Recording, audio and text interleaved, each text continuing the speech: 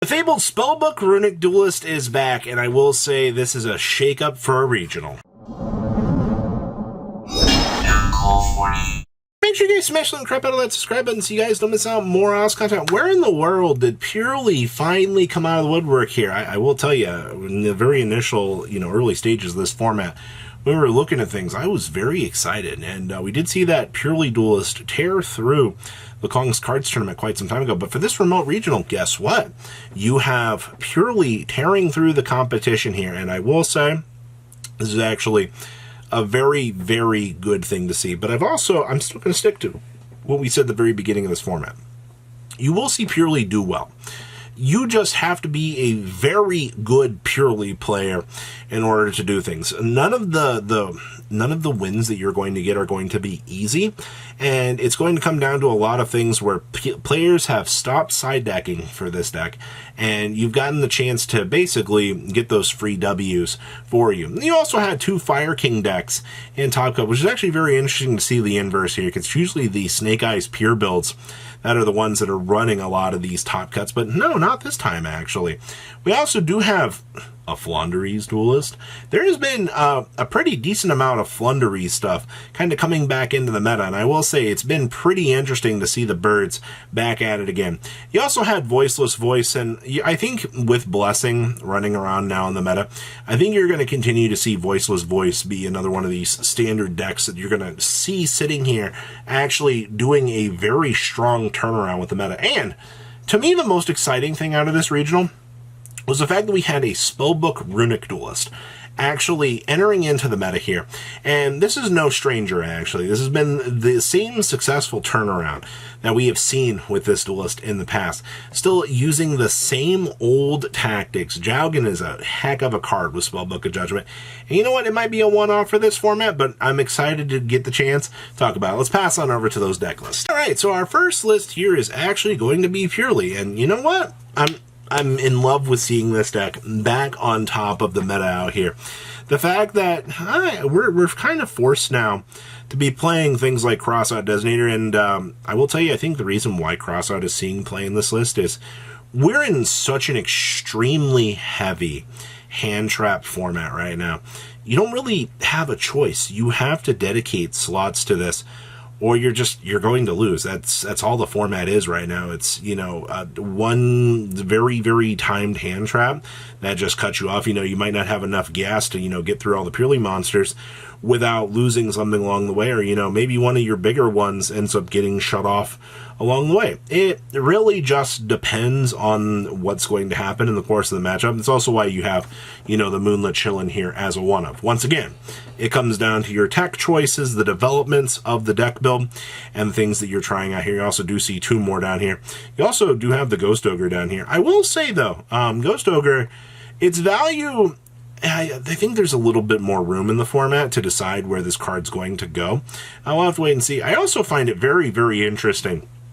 This duelist actually opted to side Pot of Prosperities, which means they chose the value of the sifting options into the side deck here, which means depending on the matchup here, maybe we have to go find, one of our board-breaking cards like this in order to play the game. You just got to get to the big cat, and then the big cat should attempt to carry you. Not always.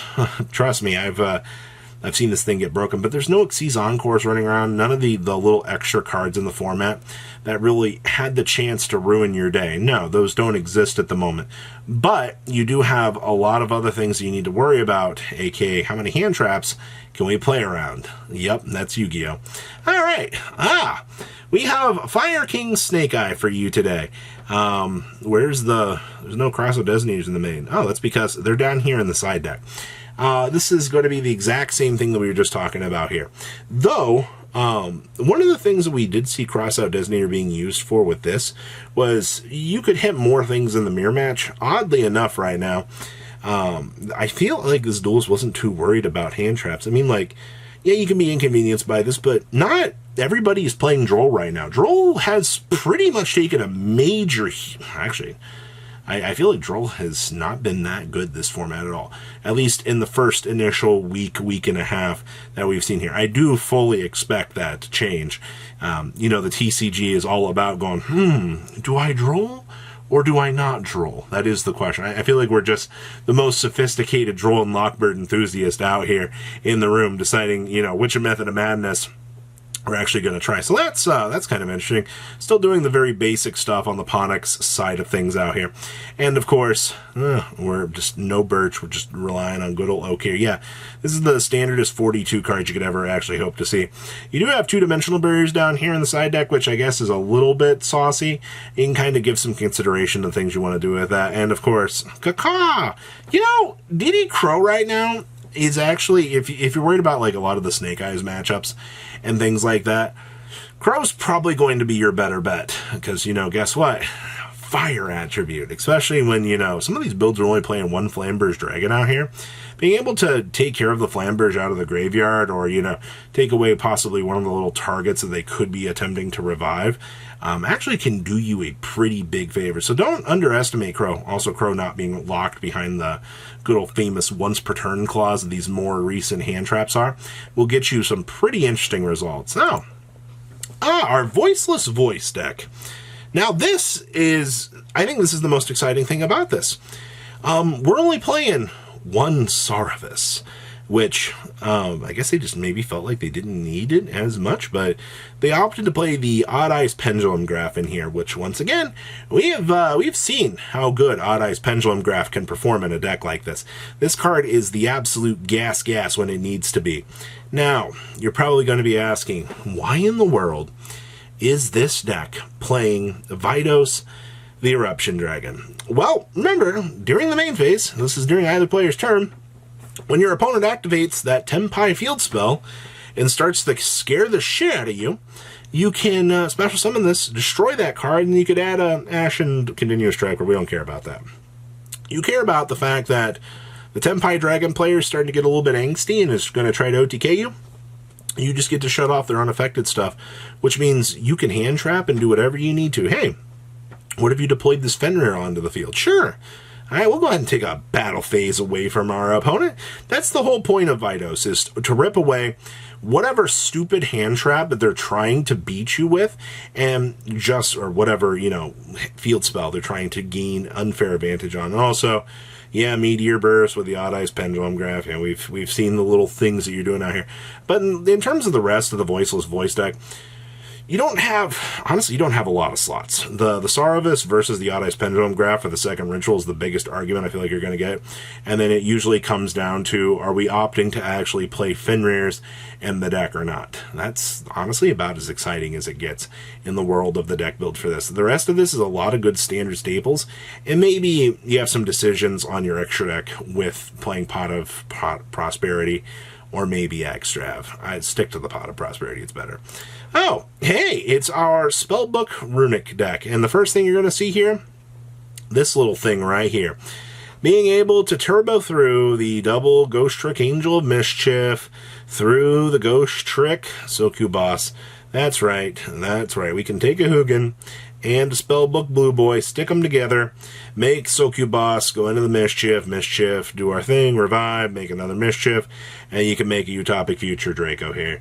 Yeah, not a single person playing against Spellbook Runic is ever going to, against Runic at all, wants to see a Utopic Future Draco sitting there on the field. It's a terrible thing.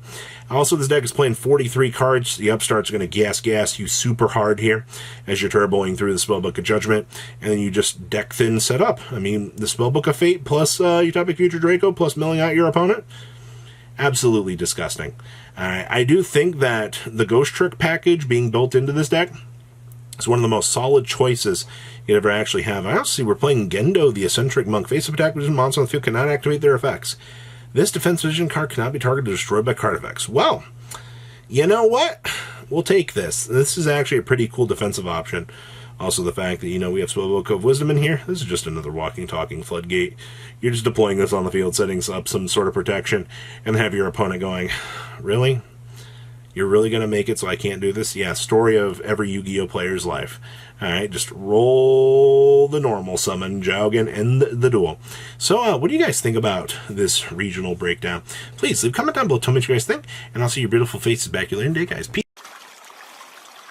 Patrons, thank you.